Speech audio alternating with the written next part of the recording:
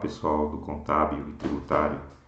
Seja bem-vindo aí a mais um Tax News da Academia Fiscal. Eu sou o professor Eli, da Academia Fiscal, e vou trazer para vocês aqui as principais notícias que aconteceram nesta última semana, do dia 10 ao dia 17, nessa segunda edição do Tax News.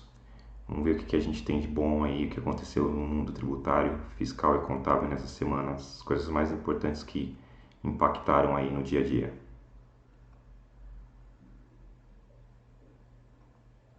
Então, a primeira coisa que a gente tem aí, o que todo mundo queria, o que todo mundo estava esperando, estava orando e aconteceu.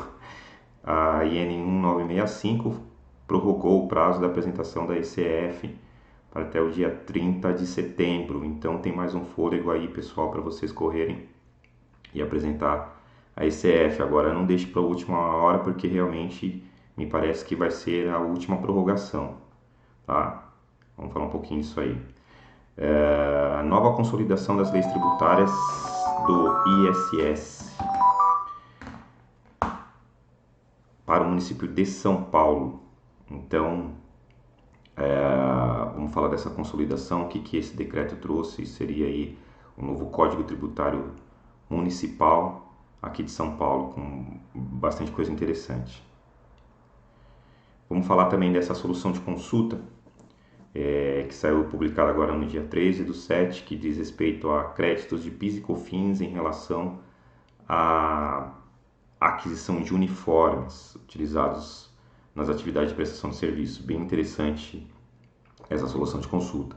E o último tema aí, vamos falar dessa decisão do STF, também em sede de repercussão geral, que trata aí da transição dos contribuintes que estavam no regime cumulativo para o não cumulativo em relação ao tratamento dos créditos sobre os estoques. Tá? Uma decisão bem importante. Vale a pena a gente ficar aí até o final do vídeo para poder verificar o que o STF decidiu em relação a esse tema.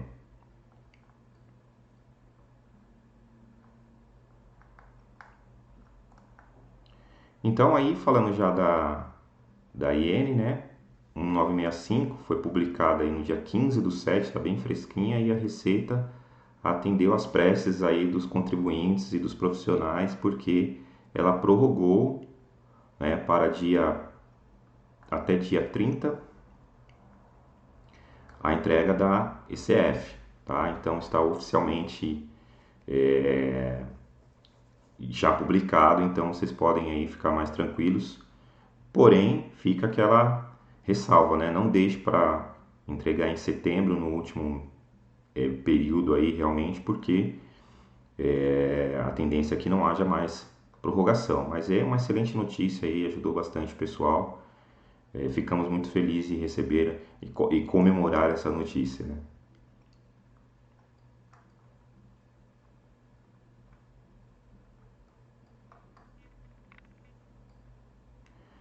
Essa aqui é bem interessante. O município de São Paulo revogou o antigo decreto 58.420, né? Agora, com o novo decreto, que tem 818 artigos, ele consolidou toda a matéria tributária neste regulamento. Na verdade, o que seria aí uma espécie de código tributário municipal. Então, a parte de IPTU está lá, a parte de TBI, toda a parte de ISS está inserido também nessa consolidação.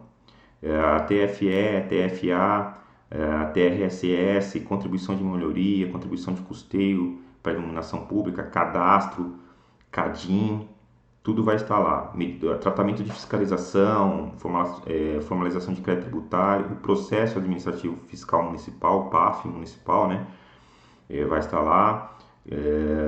Questões de lançamento de auto de infração, a estrutura dos órgãos de julgamento, representação fiscal, processo de consulta, tudo consolidado numa única norma. Isso ajuda bastante do ponto de vista operacional para você consultar. Então, é uma boa iniciativa aí do município de São Paulo, que fez essa consolidação. Ainda nessa consolidação também traz as questões dos PPIs, né, do Programa de Incentivo à Manutenção de Emprego, o PRIME, o PAT, e a questão do domicílio eletrônico e Código de Direitos e Garantias do Contribuinte. Então, tudo isso está consolidado numa única norma, num decreto, que foi publicado agora na última semana, que vocês já podem ter acesso direto no portal da Prefeitura do município de São Paulo.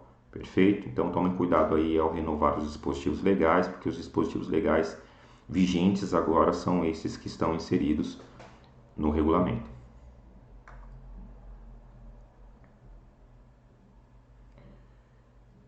Solução de consulta 1003, de 13/7/2020, publicada no dia 15.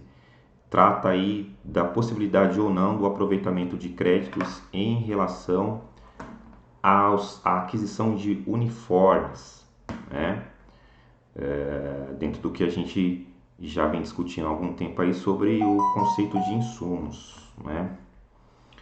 Muito bem, o que essa decisão trouxe, né? Inteiro e teor você consegue encontrar aí na internet. Ela definiu, a partir do conceito de insumo, que os uniformes fornecidos aos empregados não são considerados como tal dentro do conceito ou da definição do RESP 12.21.170, né, que definiu o conceito de insumos perante a questão da essencialidade e relevância. Então, a própria Receita tem se utilizado dessa interpretação para, de certa forma, restringir alguns créditos também, tá? Ela diz aqui nessa solução de consulta que somente para as empresas que exploram a atividade de prestação de serviço de limpeza, conservação e manutenção é que teriam direito a tais créditos, ok? Posicionamento da Receita.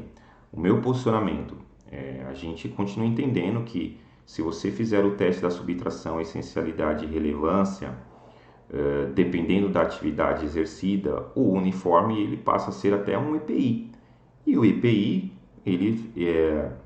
os equipamentos de proteção individuais, eles são considerados insumo também pelo próprio conceito extraído da decisão do STJ, também consubstanciado em outros posicionamentos da Receita Federal em sede de seleção de consulta também.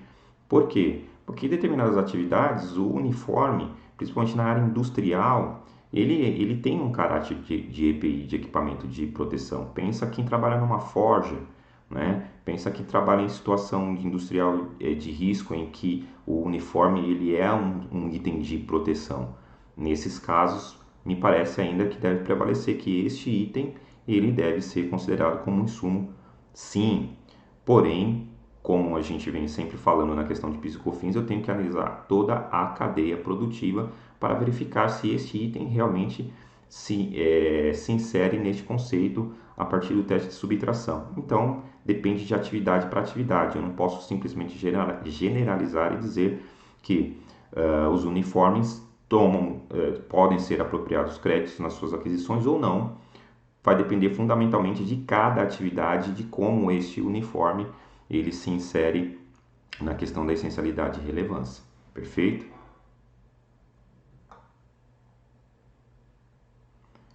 E por último, mas não menos importante, o STF define o crédito na transição para regime não cumulativo das empresas que estavam no regime cumulativo do PIS e COFINS e migram para o regime não cumulativo.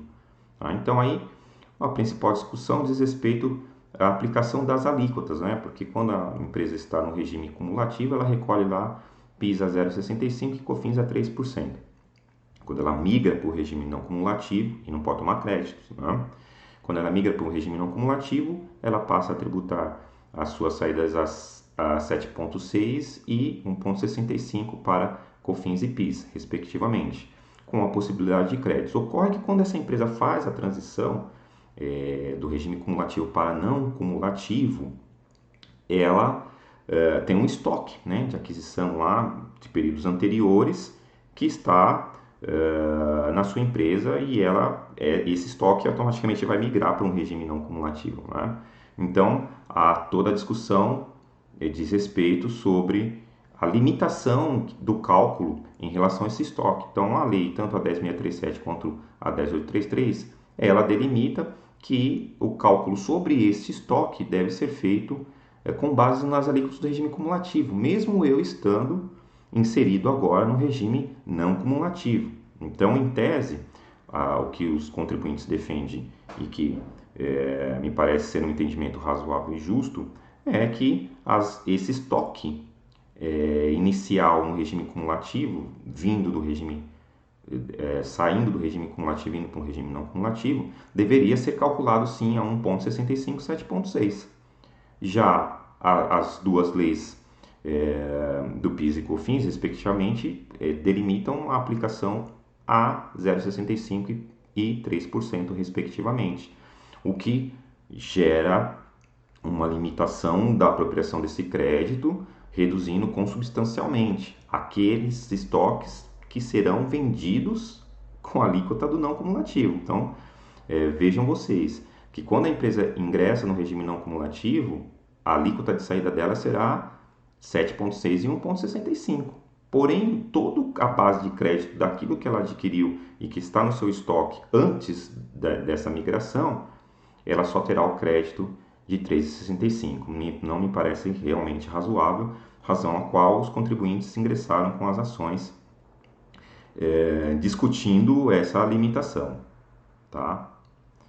E como que ficou a situação? Infelizmente, por unanimidade, o plenário, no recurso especial 587108, com sede de repercussão geral reconhecida, ou seja, se aplicam a todos os processos inseridos hoje em discussão no judiciário, e deu ganho de causa à União. Nesse sentido, o relator, o ministro Edson Fachin, fez uma comparação e disse que não cabia um tratamento de não cumulatividade parecido ou igual ao que se tem no regime do IPI e do ICMS, porque quando se falamos de não cumulatividade na base, no PIS e COFINS, falamos de uma sistemática de base contra base, porque é uma não cumulatividade que não decorre da Constituição, é uma não cumulatividade infraconstitucional, diferente do que é tratado no campo do IPI e do ICMS, que são preceitos da não cumulatividade inseridos no texto constitucional. E por isso nós falamos que no regime de PIS e COFINS não cumulativo é o sistema de creditamento de bases, onde há confrontado as suas bases de entradas com bases de saídas, e cabe sim ao legislador, em questões de transição, determinar qual seria a alíquota, e neste caso prevaleceu o entendimento de que está correto a alíquota de 0,6, 0,65 e 3%. Tá? Recurso especial, quem quiser, está aí disponível, né, no próprio site do STJ, inteiro teor, vale a pena dar uma lida, porque os votos são bem interessantes, né, bem construídos. 587108, a fonte aí é Jamile Hakanit, repórter em Brasília, onde a gente buscou essa fonte. Tá?